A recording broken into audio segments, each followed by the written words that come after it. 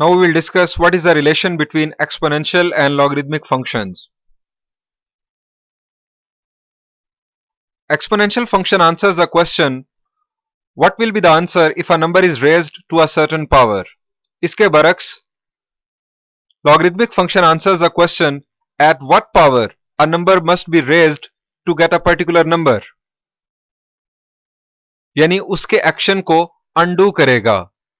जरा देखिए, exponential function इस क्वेश्चन का आंसर देगा, यानी 2 का क्यूब किसके इक्वल होगा, जबकि लॉगरिथमिक फंक्शन इस क्वेश्चन का आंसर देगा कि 2 को क्या पावर दी जाए कि आंसर 8 आए. यहां पर आंसर होगा 8, जबकि यहां पर आंसर होगा 3, यानी 2 की क्या पावर ली जाए कि आंसर 8 आए.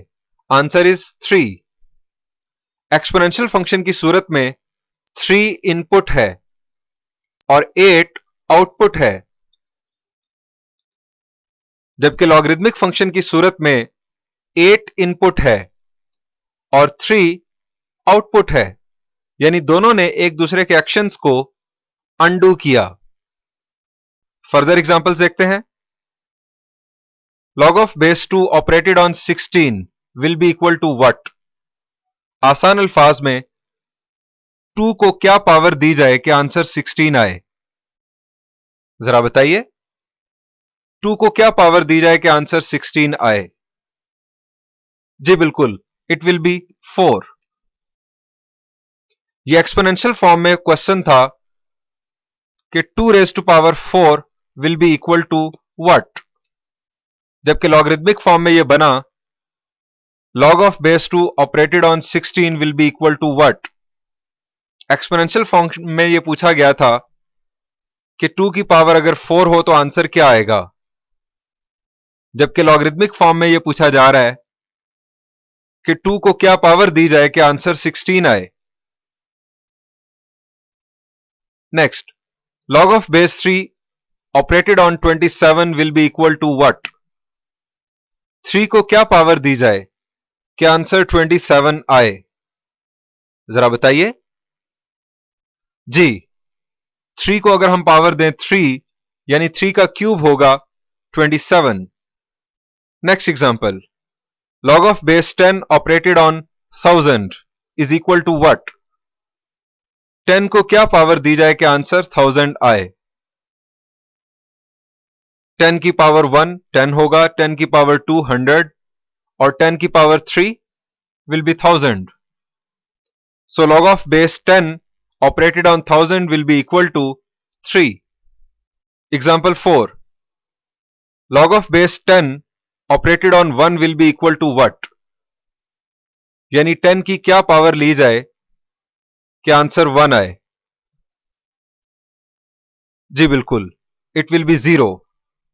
अब जरा बताइए, अगर बेस 10 की बजाय यहां पर कुछ और बेस होती, for example log of base 5 अगर होता, तो फिर आंसर क्या होता. यानी यहां पूछा जा रहा है कि 5 की क्या पावर ली जाए कि आंसर 1 आए. Answer is again 0. और अगर log of base 50 हो, तब 50 की क्या पावर ली जाए कि आंसर 1 आए. Again answer is 0. इसका मतलब है कि यह एक लॉगरिथमिक प्रॉपर्टी है, log of base a operated on 1 will always be 0. यानी किसी भी बेस की 0 पावर ली जाए तो फिर आंसर आएगा 1. एक और एग्जांपल देखते हैं. log of base 10 operated on 10 will be equal to what. 10 की क्या पावर ली जाए कि आंसर 10 ही आए. Yes, answer is 1. यानी अगर 10 को 10 रहना है तो उसकी पावर 1 होनी चाहिए. अब इसी को हम जरा चेंज करते हैं. आप जरा बताइए कि log of base 50 operated on 50 will be equal to what. आसान अल्फाज में 50 की क्या पावर ली जाए कि आंसर 50 ही आ जाए. Answer is 1. अगर ये 500 हो तब भी आंसर 1. इसका मतलब है यहां से भी हम एक प्रॉपर्टी ड्राइव कर सकते हैं, log of base a operated on a will be equal to 1। आइए अब एक्सपोनेंशियल फंक्शन और लॉगरिदमिक फंक्शन के ग्राफ को देखते हैं simultaneously. This is graph of exponential function and this is graph of logarithmic function. इसमें भी एक खास सिमेट्री दिखाई दे रही है। अगर हम इनके बिटवीन एक लाइन ड्रॉ करें कुछ इस तरह से, तो ये लाइन होगी y is equal to X line, और ये दोनों ग्राफ्स इस लाइन में रिफ्लेक्ट होते हुए दिखाई दे रहे हैं। यानी a raise to power x का ग्राफ ऐसा लगता है कि इस लाइन में रिफ्लेक्ट हो रहा है। सो अगर दो graphs y is equal to X line में रिफ्लेक्ट हो रहे हों, तो ये जान लीजिए कि वो फंक्शंस एक दूसरे का इनवर्स फंक्शंस होंगे, वो दोनों एक दूसरे के एक्शंस को अनडू कर रहे होंगे। सो कंक्लूड करते हैं, exponential and logarithmic functions are inverses of each other. That is to say, they undo the actions of each other. Transcendental function में हम एक्सपोनेंशियल और लॉगरिदमिक फंक्शंस की बात कर चुके हैं। आइए अब बात करते हैं ट्रिग्नोमेट्रिक फंक्शंस की। ट्रिग्नोमेट्रिक फंक्शंस में फर्स्ट कैटेगरी है सर्कुलर ट्रिग्नोमेट्रिक फंक्शंस। ये वही फंक्शंस हैं जो आपने डिटेल में फर्स्ट ईयर में डिस्कस किए। They are defined on a unit circle and they are these functions. आपने देखा कि ये वो 6 ट्रिग्नोमेट्रिक फंक्शंस हैं जो आपने फर्स्ट ईयर में बहुत डिटेल में डिस्कस किए। आपने इनकी डिफरेंट प्रॉपर्टीज भी डिस्कस की, डिफरेंट आइडेंटिटीज प्रूव की, इनकी डोमेन और रेंज को याद किया। आप इनकी डोमेन और रेंज रिकॉल कर लें, दोबारा से मेमोराइज कर लें। आइए मैं आपको इनकी डिफरेंट प्रॉपर्टीज रिकॉल करवा देता हूं। They are onto functions, तमाम trigonometric functions onto functions हैं। They are not one to one functions. आप किसी भी ट्रिग्नोमेट्रिक फंक्शन का ग्राफ ड्रॉ करें, उस पर एक हॉरिजॉन्टल लाइन टेस्ट करें, तो वो हॉरिजॉन्टल लाइन टेस्ट फेल होगा। यानी हॉरिजॉन्टल लाइन एक से ज्यादा दफा इंटरसेक्ट करेगी ट्रिग्नोमेट्रिक फंक्शन के ग्राफ को। So trigonometric functions are not one to one, लेकिन इन्हें वन टू वन बनाया जाता है। आपने चैप्टर 13 ऑफ फर्स्ट ईयर में पढ़ा था कि ट्रिग्नोमेट्रिक फंक्शंस को वन टू वन बनाया जाता है। कैसे बनाया जाता है आपको याद आ चुका होगा। चलिए मैं आपको बता देता हूं। इन्हें वन टू वन बनाने के लिए इनकी डोमेन्स को रिस्ट्रिक्ट किया जाता है, और जब ये वन टू वन बन जाते हैं तो इन्हें खास नाम दिया जाता है principal trigonometric functions. Principal trigonometric functions की डोमेन डिफरेंट होती है सिंपल ट्रिग्नोमेट्रिक फंक्शन से, चूंकि इनकी डोमेन रिस्ट्रिक्ट हो चुकी होती है, लेकिन रेंज वही होती है जो सिंपल ट्रिग्नोमेट्रिक फंक्शन की होती है। आप इन फंक्शंस की डोमेन और रेंज जरूर मेमोराइज कीजिएगा। आइए बढ़ते हैं हाइपरबॉलिक ट्रिग्नोमेट्रिक फंक्शंस की तरफ।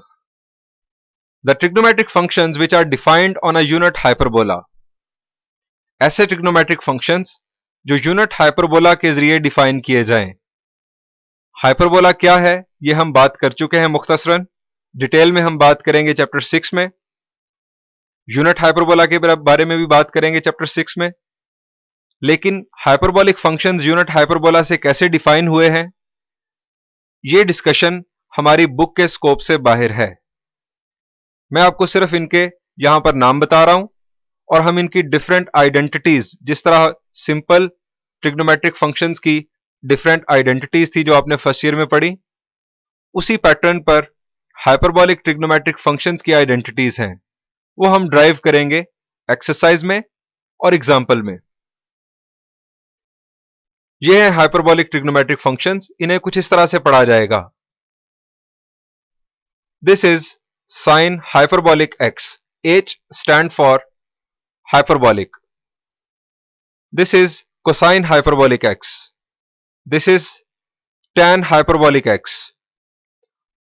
अब अगर आपको स्क्वायर लिखना हो, यानी जिस तरह हम कहते थे साइन स्क्वायर x, तो यहां पर अगर हमें साइन पर स्क्वायर लिखना हो तो वो स्क्वायर एच के ऊपर लिखा जाएगा, यानी ये पढ़ा जाएगा sine hyperbolic square x. Hyperbolic functions को in terms of exponential functions भी डिफाइन किया गया है, और ये हैं वो फॉर्मूलाज जिनकी मदद से हाइपरबॉलिक फंक्शंस की वैल्यूज इवेल्युएट की जा सकती हैं। ये फॉर्मूलाज एमसीक्यूज में बहुत ज्यादा पूछे जाते हैं, और इन्हीं फॉर्मूलाज की बुनियाद पर हम हाइपरबॉलिक ट्रिग्नोमेट्रिक फंक्शंस की डिफरेंट आइडेंटिटीज ड्राइव कर सकते हैं। आइए एक्सरसाइज का वो प्रॉब्लम सॉल्व करते हैं जिसमें डिफरेंट आइडेंटिटीज प्रूव की जा रही हैं। एग्जाम्पल 2 ऑन पेज नंबर 9, ये भी हाइपरबॉलिक आइडेंटिटी के बारे में है, और क्वेश्चन नंबर 8 ऑफ एक्सरसाइज 1.1, इसमें भी डिफरेंट आइडेंटिटीज ड्राइव की गई हैं।